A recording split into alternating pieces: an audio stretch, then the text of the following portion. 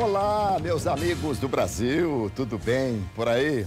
Que ótimo por aqui, sempre ótimo, sempre ótimo. Estamos chegando com o nosso Visão Geral de hoje. Visão Geral, um olhar atento para os fatos do momento. Como todo mundo sabe, eu sou do esporte há muitos anos, né, narrando futebol. E de uns tempos pra cá, a situação mudou, né? Nas nossas rodas, nas nossas conversas. Antigamente você encontrava alguém e aí o cara falava, e o Flamengo? E o Corinthians, São Paulo, Guarani, Ponte Preta? Hoje é diferente. Você viu lá o ex-presidente?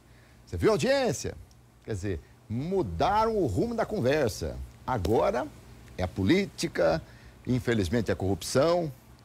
E hoje, para falar do assunto específico, do depoimento do ex-presidente Lula, nós convidamos uma autoridade no assunto, doutor Haroldo Cardella, brilhante advogado, professor, e me dá um enorme prazer recebê-lo aqui novamente, Cardella. Tudo bem? Tudo bem, mais uma vez é um privilégio, Alberto, poder conversar com você e com os ouvintes diante de temas tão palpitantes como você bem colocou. Não é? Antigamente o futebol era o assunto popular. Exatamente. Não é? E hoje, diante de tudo que está acontecendo no país, a verdade é que o assunto popular, agora, sem dúvida nenhuma, são as páginas policiais relacionadas à corrupção, aos poderosos, a chamada Operação Lava Jato. Eu dizia que antigamente nós conhecíamos os 11 jogadores da seleção brasileira. Pois é. Hoje nós sabemos muito mais os 11 ministros do Supremo Tribunal Federal. É verdade. É muito mais fácil as pessoas conhecerem hoje o Gilmar Mendes, o Marco Aurélio Melo, não é? Do que o goleiro da seleção brasileira, do zagueiro, que nós nem sabemos quem é. É verdade, é assim. O produto ainda é o mesmo, é a bola. Só que é uma bola diferente, a bola que o cara leva para facilitar. Essa bola tem um nome, se chama propina. Bom, doutor, é o assunto do momento, claro, a gente vai falar aqui do depoimento do Luiz Inácio Lula da Silva, do ex-presidente. E como homem especialista no assunto, só essa semana você fez quantas audiências, não? 6 audiências. 6 audiências. 6 interrogatórios. 6 interrogatórios, né? Isso é oitiva, não? Que se fala, não? Não, é importante as pessoas entenderem bem, até porque parte da mídia e também das redes sociais acabam confundindo algumas nomenclaturas. Foi muito comum nesses últimos dias que antecederam o depoimento do ex-presidente Lula, as pessoas falarem em depoimento, declarações, esclarecimentos, enfim. É importante que as pessoas entendam que a nomenclatura correta é interrogatório. Ah, entendi. Então já abri o programa errado, eu não falei interrogatório. É uma terminologia jurídica, não é? E que as pessoas acabam utilizando outras terminologias, não é? O mais comum seria o depoimento do presidente junto ao juiz Sérgio Moro. Mas é importante que as pessoas entendam que a terminologia chama-se interrogatório, porque quem é chamado para um depoimento é a vítima, é uma testemunha, enfim, uma pessoa que pode estar, de alguma forma, ligada a um processo criminal. Mas interrogado somente uma pessoa, o réu, aquele que está sendo efetivamente acusado pelo Ministério Público da prática de um crime. E aí sim ele é interrogado, Alberto. Muito bem. Bom, é claro que foram 5 horas de depoimento, né? Ninguém ainda teve, de repente, claro, há exceções, mas a esmagadora maioria das pessoas ainda não viu e nem assistiu na íntegra, né, as 5 horas de depoimento. Mas muita coisa a gente viu, muita coisa foi pensada já saiu na imprensa, né? Até a gente tem aqui a oportunidade de mostrar alguma coisinha, mas por tudo aquilo que nós vimos e por tudo aquilo que nós ouvimos. Então a gente vai tentar aqui passar para o telespectador. Para mim também, eu sou uma pessoa leiga em termos de lei, né? Ali eu vi como uma disputa, e o que não deveria ser, né? Uma disputa entre um magistrado e um político ex-presidente. Vocês que são advogados, nesse comportamento, nesse cenário todo, por aquilo que você viu, Cardella, houve algum exagero por parte do magistrado? Houve um certo desrespeito por parte do ex-presidente, porque o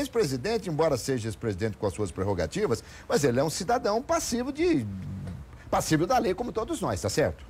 Perfeito. Eu acho que algumas considerações inicialmente são importantes. O processo penal brasileiro, Alberto, ele prevê algo chamado procedimento. É um caminho que nós temos diante de uma acusação do Ministério Público, e é importante que as pessoas saibam que quem acusa alguém da prática do crime é o Ministério Público. A Constituição Federal deu ao Ministério Público, seja estadual, seja federal, a titularidade do processo criminal. Ele é o dono da bola. Nós chamamos de domínio litis. É ele que pode promover uma Ministério ação... Público. O Ministério Não tem nada a ver Público. Com o juiz. Nada a ver. No caso da Lava Jato, nós temos aquela chamada força-tarefa. Tá. A força-tarefa, aqueles procuradores da República, são promotores de justiça, que a nomenclatura na Justiça Federal, ou perante o âmbito federal melhor, é de procurador da República. O procurador da República nada mais é que o promotor de justiça. O promotor de justiça no âmbito estadual, procurador da República no âmbito federal. Ou seja, é ele quem promove uma ação contra uma pessoa através de uma manifestação chamada denúncia. A denúncia é uma petição inicial, Alberto. É uma petição inicial em que o Ministério Público estabelece naquela petição, primeiro, quem é e quem deve ser o réu e por qual motivo esse réu deve ser processado e por qual crime ele deverá ser, ao final, condenado. Elaborada essa denúncia, o Poder Judiciário analisa algumas formalidades da possibilidade deste processo criminal ser instaurado. Instaurado este processo, o réu é chamado para o processo através de um procedimento que nós chamamos de citação, que é chamar o réu ao processo. A partir do momento que se dá ciência a este réu, ele então vai ter que outorgar uma procuração a um advogado. Se ele não tiver o advogado, o Estado deve nomear um advogado para ele. A partir daí, ele apresenta uma defesa escrita em relação àquela denúncia que foi apresentada pelo Ministério Público. A partir do momento que ele apresenta essa defesa e instaurada a instrução do processo, nós temos uma audiência para ouvir testemunhas que o Ministério Público arrolou, depois para ouvir as testemunhas que a defesa arrolou naquela defesa escrita, tudo para chegarmos aonde eu queria, que é o interrogatório do réu. O interrogatório do réu é praticamente o último ato do processo. Ou seja, isso houve uma reforma em 2008, pois o interrogatório do réu, Alberto, era o primeiro ato do processo. Passou a ser o último. Passou a ser o último, que é o que aconteceu ontem no caso do presidente Lula em Curitiba. Ou seja, foi o interrogatório do Lula, que significa que, para aquele ato de ontem, nós tivemos então oitivas de testemunhas de defesa, oitivas das testemunhas de acusação, tivemos então uma defesa escrita por parte... Essa defesa escrita já foi feita. Já passou a defesa escrita, tivemos a citação do ex-presidente, tivemos a denúncia do Ministério Público Federal. É importante para que as pessoas entendam que o interrogatório não foi aquele ato solto que as pessoas viram nas redes sociais e nos órgãos de comunicação. Muito pelo contrário. Para chegarmos até o dia de ontem, nós tivemos um caminho a ser seguido. Isso só nesse processo?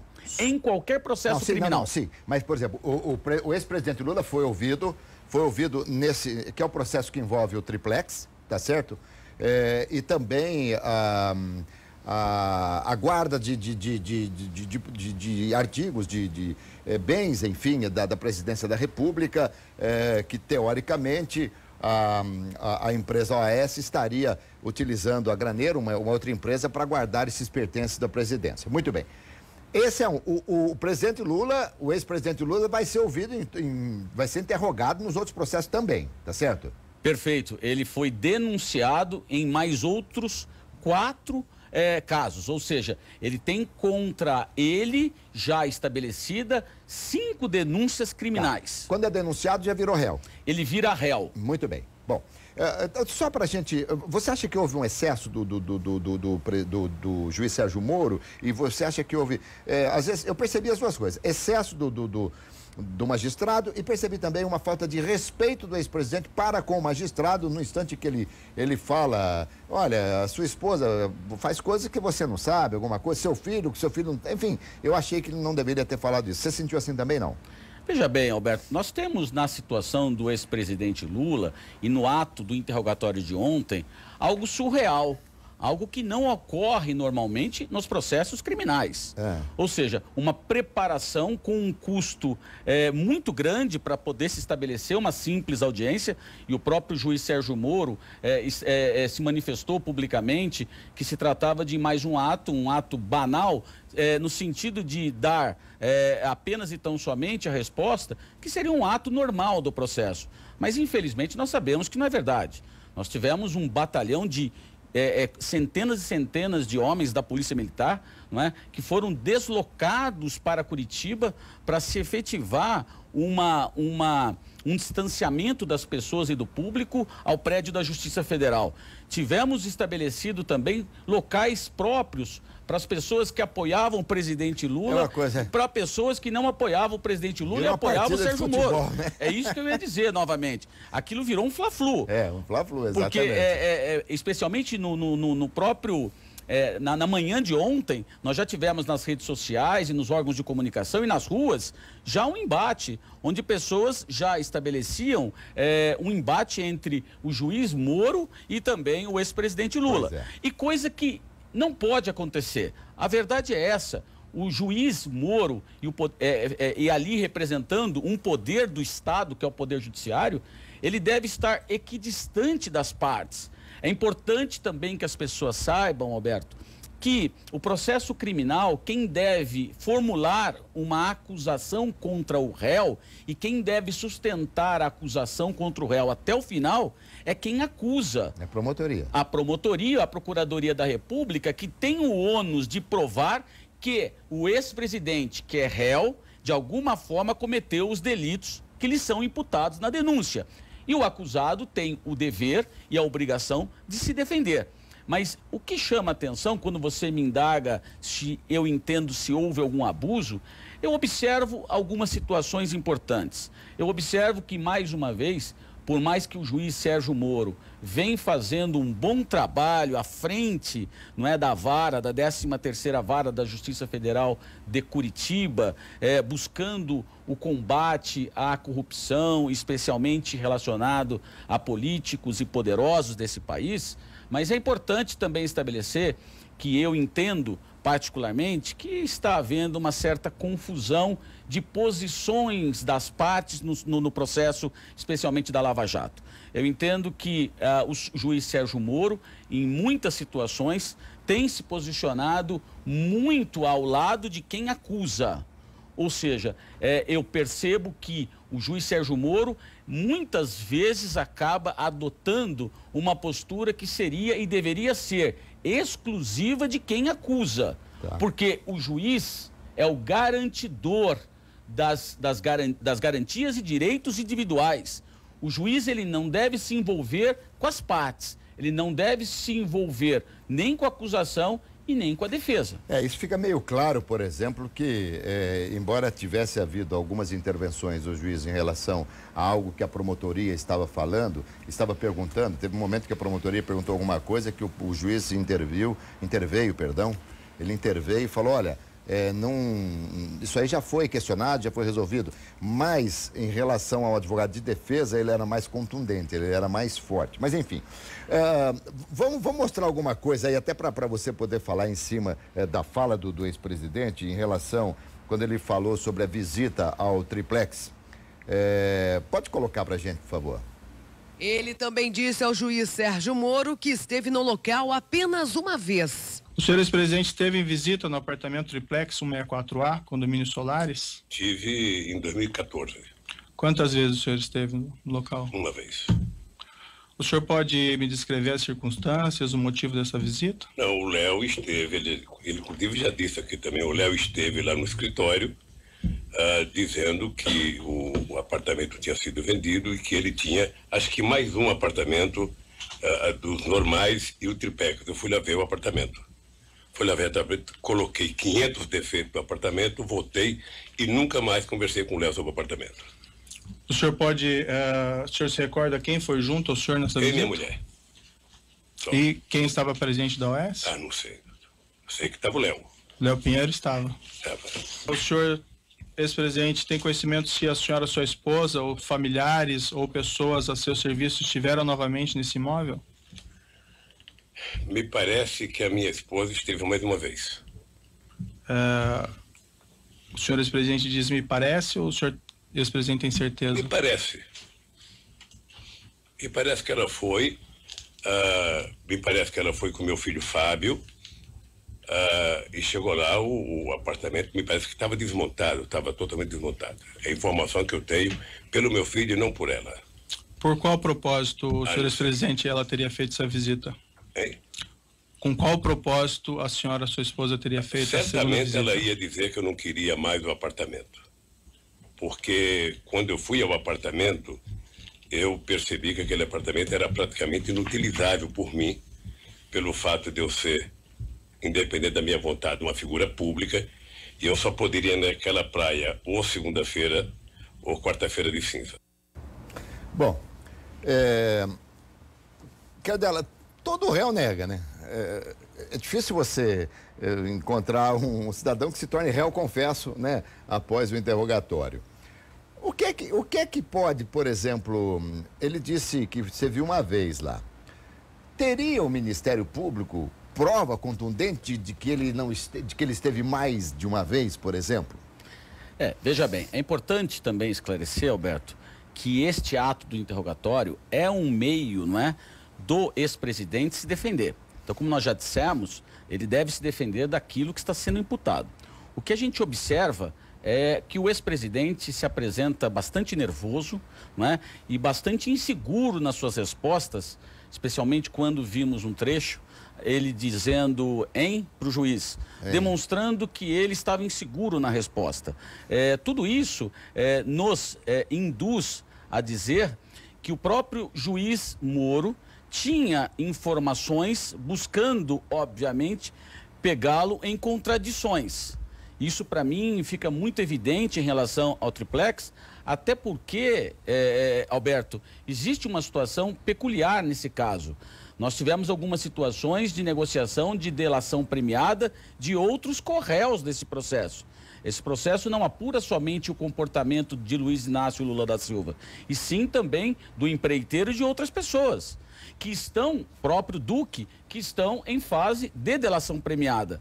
Então também há um trecho da conversa, quando ele indaga se ele teria encontrado o Duque, quando se falou de uma conta no exterior, fica evidente a preocupação do ex-presidente de Duque estar de posse de uma gravação e ter encaminhado também numa negociação de delação premiada. Ah, tá, sem dúvida, sem dúvida. Agora, também, até fugindo um pouquinho, né, do que nós vimos aí do triplex, mas em relação ao Duque, é muito estranho, porque ele já não era mais presidente, encontrando o Duque indicado por ele.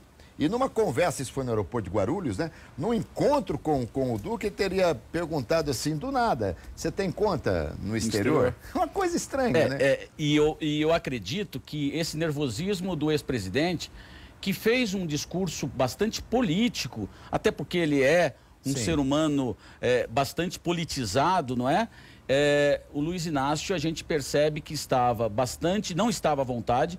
Eu esperava ele mais à vontade na audiência, percebi ele muito nervoso, mexendo nos papéis, mexendo com as mãos, com as pernas. Isso há um indicativo de um nervosismo bastante grande, até pelo fato, como eu lhe disse, tendo em vista que nós temos outros corréus em fase de delação premiada, fica muito claro da insegurança de afirmações feitas pelo ex-presidente e que amanhã podem colocá-lo numa situação muito delicada em eventual situação de esclarecimento da verdade.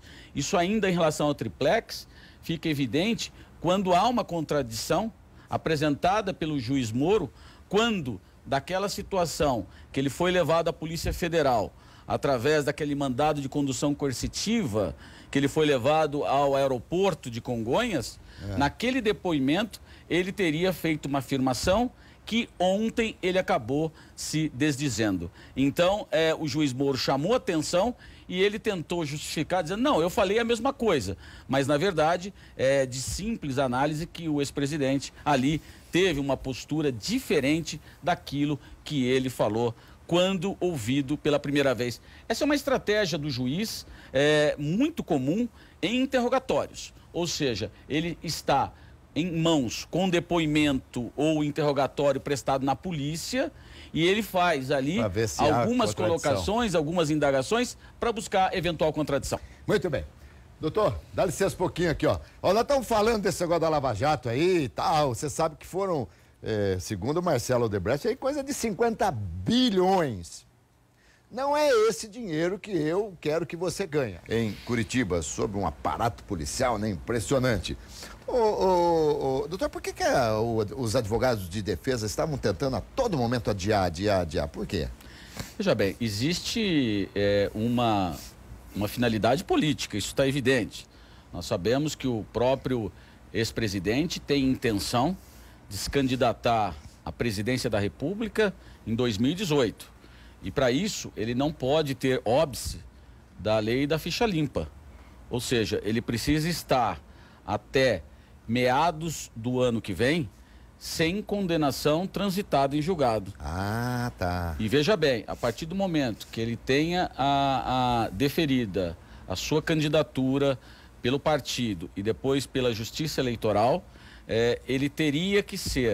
esse processo teria que ser suspenso, tendo em vista o período que ele vai exercer a presidência da República, ele não poderia responder pelos processos e nem cumprir pena. Mas prescreve alguma coisa? Não, ou volta depois que ele sair da presidência? Depois voltaria status quo daquele processo do jeito que ele se encerrou. Ah, entendi. Mas a partir do momento que ele não tem nenhuma condenação transitada em julgado e na convenção do partido, se ele for escolhido, se ele sair como candidato a presidente, ainda que antes da eleição, já não pode mais correr o processo? Não pode mais correr o processo se ele tiver a sua candidatura, ali ele não tem mais óbice da lei da ficha limpa. Agora, veja bem, eu acho que é uma estratégia pessoal do ex-presidente, que venha de alguma forma também criar uma salvaguarda pessoal dele e também do próprio Partido dos Trabalhadores. Veja que o ex-presidente, diante de tudo que está acontecendo com ele e com o partido, ele ainda continua com índices bastante interessantes de intenção de voto. Então veja que isso leva a uma estratégia da defesa, especialmente dele, pessoal, de se apresentar como uma opção do Partido dos Trabalhadores e que daria a ele, sem dúvida nenhuma, uma sobrevida grande em relação ao processo criminal, que poderia estar ainda na segunda instância, sem trânsito em julgado. A partir do momento em que, se ele viesse a ser presidente da República a partir de 2018, ele teria, obviamente, uma situação bastante confortável em se tratando de ser de chefe do executivo. Mas, então, é aquela história, né? A presidência da República seria o grande salvaguardo do ex-presidente. Mas vamos lá. Esse processo, esse primeiro aqui, envolvendo o triplex e tal, o interrogatório do ex-presidente foi o último ato, digamos assim. Agora é a sentença do juiz. Não, nós temos agora uma próxima fase, que é a fase escrita. É uma fase que atua somente a acusação, ou seja, o Ministério Público Federal e a defesa. Nós chamamos de alegações finais ou memoriais finais. Tá. É uma manifestação, uma petição escrita, aonde o Ministério Público vai ali estabelecer efetivamente o que ele quer dessa ação. Ele quer a procedência da ação e que o ex-presidente seja condenado por determinados delitos. E ao contrário, a defesa? Ao contrário, a defesa, isso nós temos prazo legal estabelecido, não é? Quanto tempo, doutor? 5 dias. Os advogados... Mas a contar de?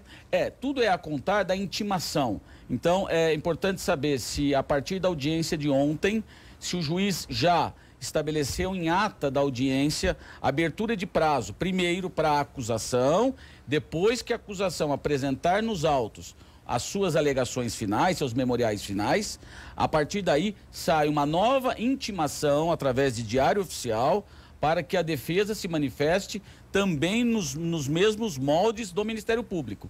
Ele tem que fazer aquilo dentro do prazo legal, sob pena de preclusão, ou seja, de perder o prazo, e a partir daí o juiz profere a sentença.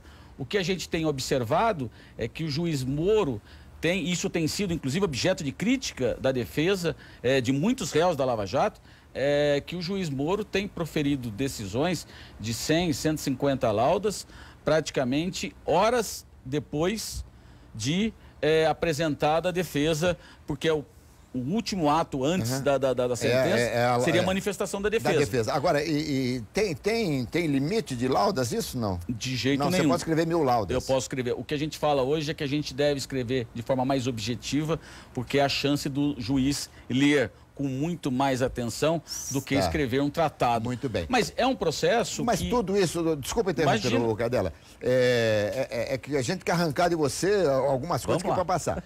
Vamos imaginar, de hoje até quanto tempo você acredita que já saia a sentença em primeira instância?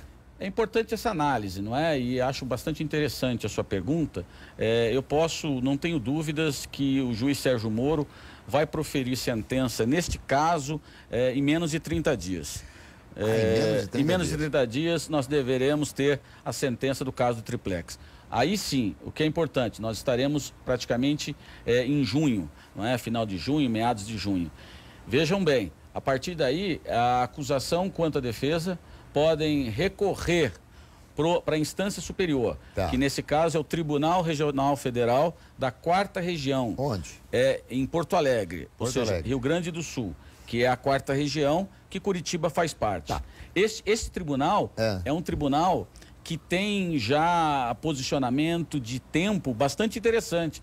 Enquanto outros tribunais federais espalhados pelo país, nós temos um tempo muito maior, o Tribunal de Porto Alegre, nós temos no máximo, Alberto, 1 ano e 2 meses de acórdãos proferidos por aquela casa, por aquela corte. Então, é importante a gente, dentro desse cálculo, ainda que superficial, nós estamos avaliando que a decisão final a ser proferida, condenado ou absolvido, do ex-presidente Lula, será efetivamente em meados de 2018, como eu disse, que é o prazo limite para que amanhã o ex-presidente possa ou não concorrer à presidência da República do ano que vem. Bem. Agora, uma pergunta que não quer calar. Imaginemos aqui que a sentença seja pela condenação e aí, por razões outras, sei lá quais, determinado que o Lula é o dono do triplex. Então ele pode chegar lá na OAS e falar assim, me dá a chave, eu vou entrar no meu apartamento. Veja bem, não existe estabelecido isso, não é? Até porque a sentença não diria isso, não é? Eu acho que a sentença condenatória diria que, de alguma forma, o ex-presidente recebeu vantagens indevidas e que poderia estar envolvido, a partir daí, praticada a conduta do crime de corrupção praticada pelo ex-presidente. Eles tomariam o máximo cuidado ao redigir a sentença, Moro, para não entregar um apartamento ainda para o réu condenado. Muito bem. Doutor Cardella, se você for ficar bravo comigo, por favor, depois que terminar o programa. Se fosse lhe dado agora a oportunidade de entrar nesse processo, o doutor Cardella gostaria de entrar do lado da promotoria ou do lado da defesa? Veja bem, é uma pergunta difícil, né? Mas eu acho que a advocacia, não é? Ela está no sangue. Então, eu já atuei, inclusive, em vários e vários casos, como assistente de acusação, não é? Nesse caso também nós temos o assistente de acusação, que é um colega advogado, um brilhante advogado, que está atuando em nome da Petrobras, não é? Que foi desfalcada, que foi também vitimada em seu patrimônio diante de toda essa situação de corrupção que nós estamos vivendo. Mas eu, particularmente, nunca me senti à vontade como assistente de acusação. A lei estabelece a faculdade à vítima de contratar o advogado de sua confiança para que atue ao lado do Ministério Público como assistente à figura da vítima, não é? Eu, particularmente, está, não é como eu disse, no sangue, o viés da defesa. Ou seja, é a busca da preservação da liberdade, dos direitos, das garantias. E você tocou num ponto importante. A gente vem observando por parte da imprensa, da mídia, e especialmente nas redes sociais, as pessoas têm sido muito intolerantes, especialmente com a defesa. É importante também que as pessoas saibam, eu vou repetir, que o advogado, ele faz parte da administração da justiça. Ou seja, se não tivesse a figura do advogado lá ontem, não teria audiência.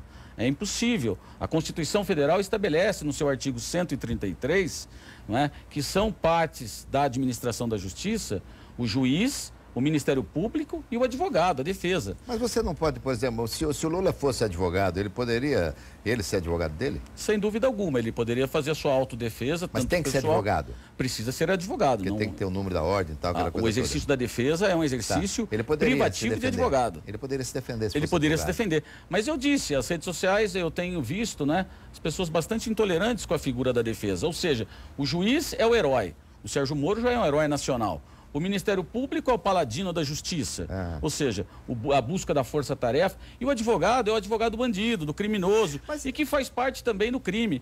Então, as pessoas precisam entender, a figura do advogado é uma figura indispensável para a administração da justiça, e que está lá para preservar a justiça. Doutor Cardella, acontece que nós, réis mortais, né, que não fomos diplomados, né, não fomos formados em direito, nós nos sentimos, por vezes, sei que a palavra é forte, mas eu tenho que colocar vingados, quando de repente há denúncias de corrupção e nas delações premiadas que deu tanto. Você vê agora o caso da esposa do Sérgio Cabral.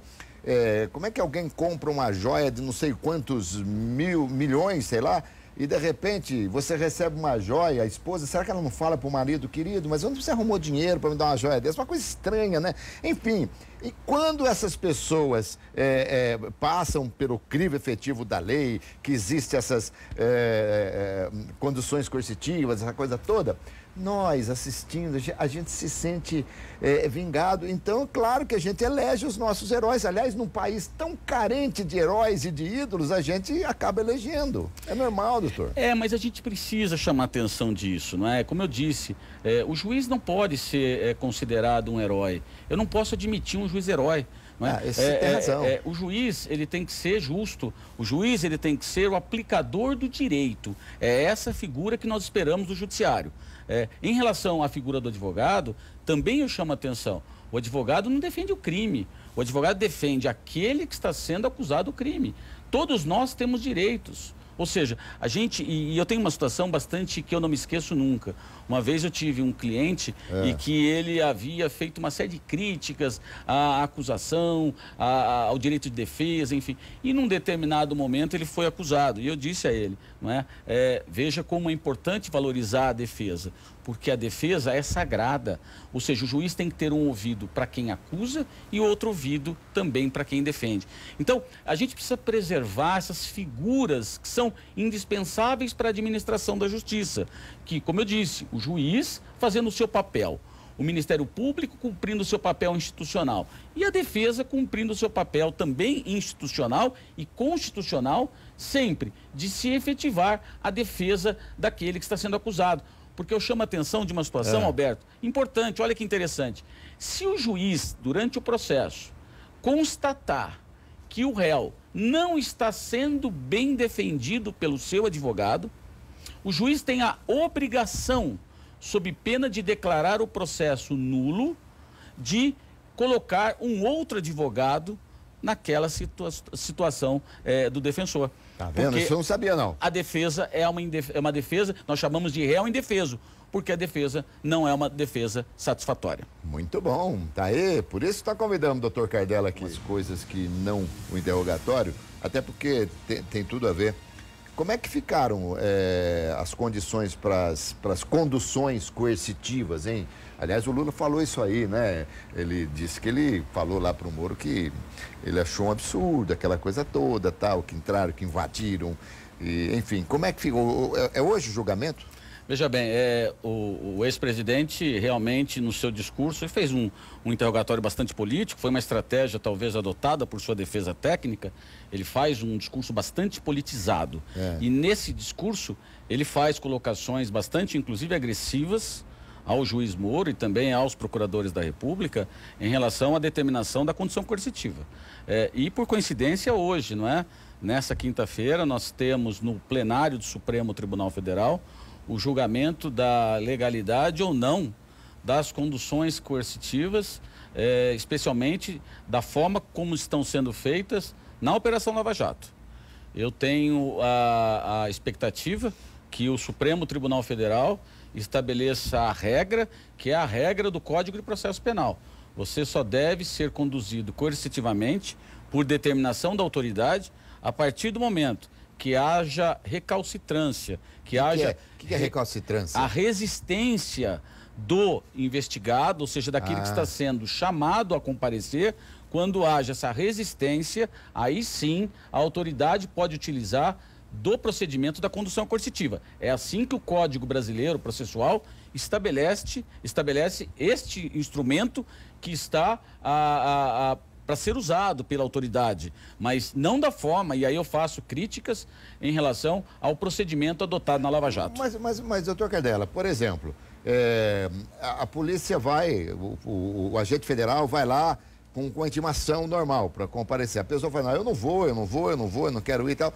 A partir dali, então, comunica-se o magistrado que ele não quis ir, aí se expede um outro mandado, é isso que a coisa vai ser?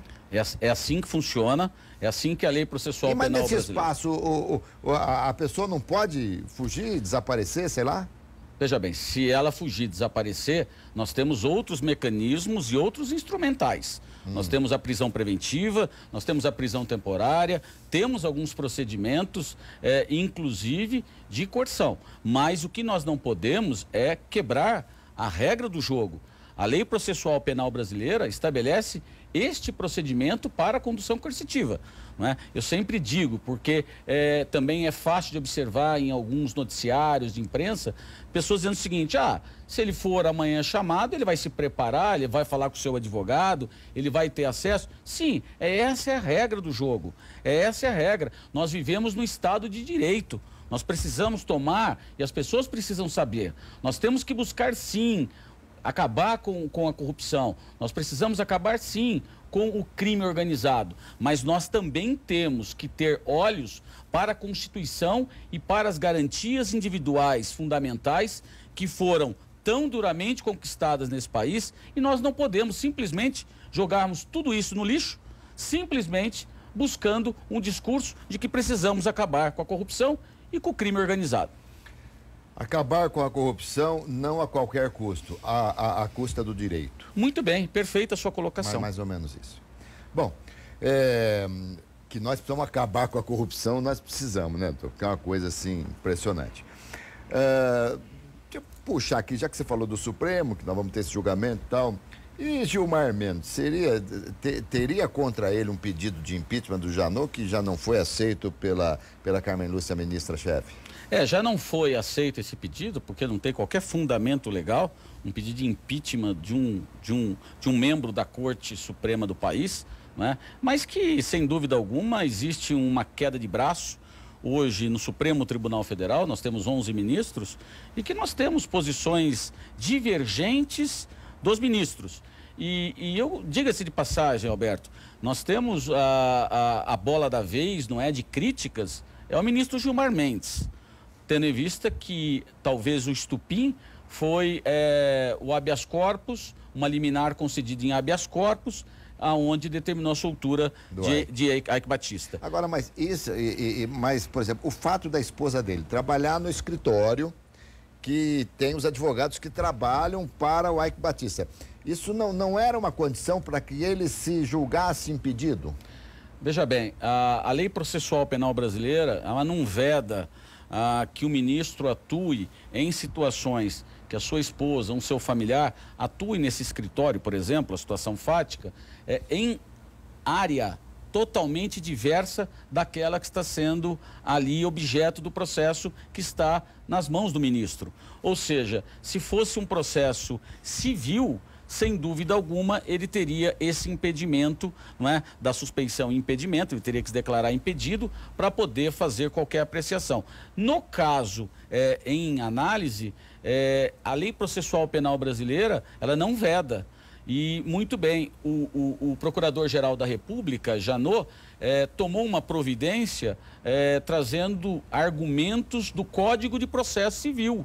Mas o Código de Processo Civil, ele é subsidiário ao Código de Processo Penal. que significa que se o Código de Processo Penal fosse silente, não falasse sobre o assunto, nós aplicaríamos o Código de Processo Civil, mas não é o caso. Mas no momento de tanta imoralidade nesse país, não seria o caso de se pensar, é legal, mas não é moral? Sem dúvida, aí sim você tocou num ponto que o ministro Gilmar Mendes poderia ter tido a cautela de se declarar, como fez hoje o ministro Marco Aurélio de Mello. Exatamente, né? Porque a filha dele... A filha dele também trabalhava e atua no tribunal do Rio de Janeiro como desembargadora. Foi uma cutucada no Gilmar Mendes, né? Mas veja bem, o Gilmar Mendes tem sido, e aí sim eu vou fazer, eu não tenho procuração. Não, mas eu não tenho a procuração para fazer a defesa do ministro Gilmar Mendes, mas eu tenho que fazer aqui e tenho que esclarecer a verdade.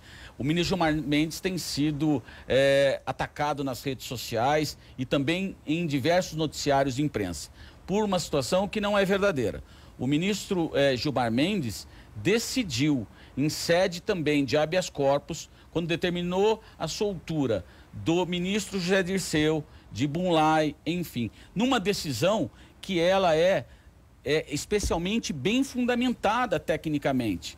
O ministro entendeu que ninguém pode permanecer 2, 3 anos sem ter sido julgado. Verdade. Nós já tivemos a oportunidade de conversar, inclusive, sobre o caso do goleiro Bruno, que também, cada um na sua situação, aplicava-se a mesma regra. Ou seja, ninguém pode ficar eternamente preso preventivamente, por crime que seja, sem um julgamento definitivo. E isso que foi definido pelo ministro Gilmar Mendes. Cardella, do nosso Visão Geral, estamos aqui no nosso último bloco com o Passa Rápido, né, doutor? Doutor Cardella, eu falei até outro dia aqui, até ontem com o Baggio, eu usei o termo errado também, usei induto, né, agora do Dia das Mães, né, a saída do Dia das Mães dos presos, né? Vamos ter muitos presos que vão sair. Que tipo de preso pode conseguir, tem esse benefício?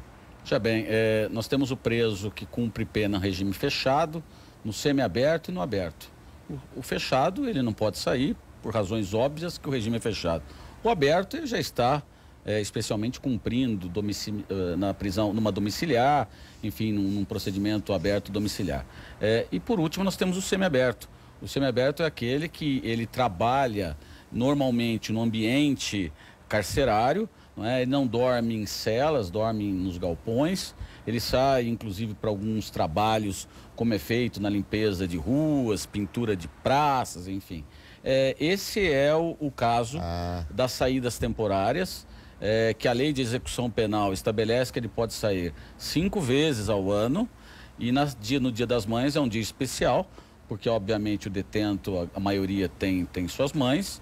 Então, ele sai no período efetivo agora do final de semana e deve retornar no domingo à tarde ou na segunda pela manhã, conforme a determinação do juiz da execução. E a partir daí ele pode permanecer em liberdade durante esses dias. Normalmente ele sai no Dia das Mães, no Dia dos Pais, no Natal, enfim, sai nessas datas mais especiais. Então, o preso do semiaberto poderá sair para cumprir, para ficar esses próximos dias em casa. Doutor, me responde em 15 segundos. É verdade, o preso tem o auxílio presídio, alguma coisa assim? A família recebe? As pessoas confundem muito isso, né? Nós temos o chamado auxílio reclusão, mas é um auxílio previdenciário.